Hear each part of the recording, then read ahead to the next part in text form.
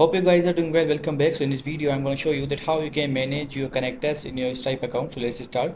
So first of all, what we have to do, simply we have to go to the more option, and after going to the more option, as you can see now, simply what we need to do, we have to go to this option, data management. So let's click on the data management, that how you can manage your data. But before doing that, we need to go to the connector section, and now we have to connect this. Let's click on the setup connector. So we have to click on this. As you can see, has the option for the Stripe connector for Apple App Store. So we have to click on this.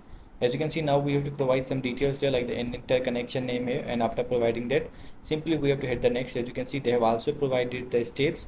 What do you need to set up a connector? To set up a Stripe connector for Apple Store, you need to admin access to App Store Connect, and then after that you have to need this option. So after doing these all details, you have to hit the next, and your connection will be set it, and after that you will be able to manage your data properly. And in this way you can connect your connectors and manage your data. I hope you guys understand this video, that how you can do this. So see you guys in the next video.